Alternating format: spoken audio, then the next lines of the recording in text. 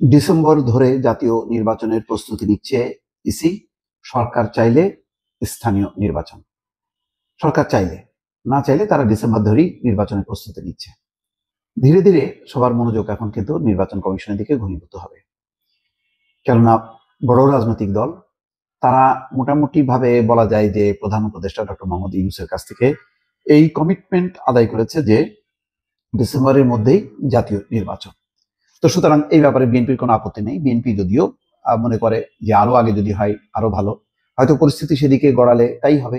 কারণ ইতিমধ্যে বিদ্যমান যে পরিস্থিতি তাতে তো সরকারকে এক ধরনের অসহায় করে ফেলেছে। এটা দুই মানে সব পক্ষই, মানে বিএনপি যেমন বলছে যে সবকিছুর দায় সরকারের এই 5 তারিখে 6 তারিখে, কিন্তু 5 তারিখে 6 তারিখের যা ঘটনা প্রবাহ সারা দেশে, সেটা কি বিএনপি নেতা কর্মীরা ছিল না? ছিল। তারা দায় নিচ্ছে না। জামাত ইসলাম দায় নিচ্ছে না, বরং জামাত ইসলাম উল্টো বলছে যে শেখ হাসিনা দায়ী। কিন্তু ঘটনা তো ঘটেছে বাংলাদেশে। বাংলাদেশে যে ঘটনা ঘটলে দায় কে নেবে? আর এখন ওই নতুন দলের যে ছাত্র নেতারা তারাও চুপচাপ আছে।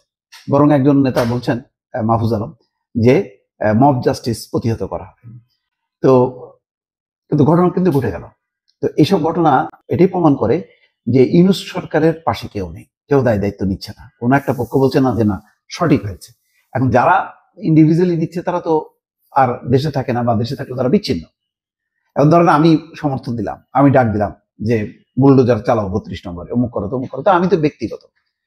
কিন্তু কোন রাজনৈতিক দল, কোন প্রতিষ্ঠান, পুলিশ, প্রশাসন কেউ যদি এটা প্রতিহত করার জন্য যদি দায় না নেয়, তাহলে কি করার আছে? কিছু করার নেই। ফলে এখন নির্বাচন দিয়ে ইউনূস সরকারের সরে যাওয়া ছাড়া কোনো গত্যন্তর নেই। তো সেই দিকে হয়তো এগোচ্ছে। তো নির্বাচন কমিশনও সেই প্রস্তুতি নিচ্ছে। আগামী ডিসেম্বরে জাতীয় সংসদ নির্বাচন আয়োজনের লক্ষ্যে প্রস্তুতি নিচ্ছে নির্বাচন কমিশন। এর বাইরে এই মুহূর্তে অন্য নির্বাচনের প্রস্তুতি নিচ্ছে না তারা। তবে সরকার চাইলে জাতীয় নির্বাচনের আগে স্থানীয় সরকার নির্বাচন আয়োজন করেছে। বিএনপি পরিষ্কার করেছে যে আগে জাতীয় নির্বাচন, পরে অন্য কিছু, পরে হচ্ছে স্থানীয় নির্বাচন। মঙ্গলবার ইউএনডিপি সহ অন্যান্য সহযোগী 18টি দেশের রাষ্ট্রদূত এবং প্রতিনিধিদের সঙ্গে বৈঠক করেছে।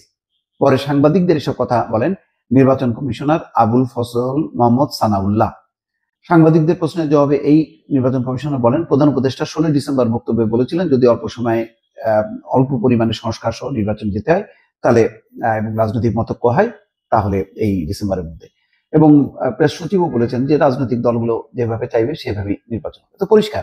তো বিএনপির মতন প্রধান দল নির্বাচন চাইছে ডিসেম্বরের মধ্যে, সেখানে কি জামাত বিরোধিতা করবে? জামাত সরাসরি বিরোধিতা করবে না, কারণ এইটা যদি বলে তাহলে প্রমাণ হবে যে জামাত নির্বাচন চায় না। জামাত ওই নতুন দল সহ অন্যান্য যারা তাদের যেই অবস্থান সেই অবস্থানের সাথে একাত্ম। সুতরাং জামাত এখানে কৌশলী অবস্থান নেবে। আর এটা তো মোটামুটি নিশ্চিত, জামাত যদি জোট বেঁধে ক্ষমতায় নাও আসতে পারে, তারা বিরোধী দল। তো এই অবস্থানটা জামাতের জন্য তো বিশাল ব্যাপার, যেখানে জামাত নিশ্চিহ্ন হয়ে যাচ্ছিল, তাদেরকে নিষিদ্ধ করা হয়েছিল।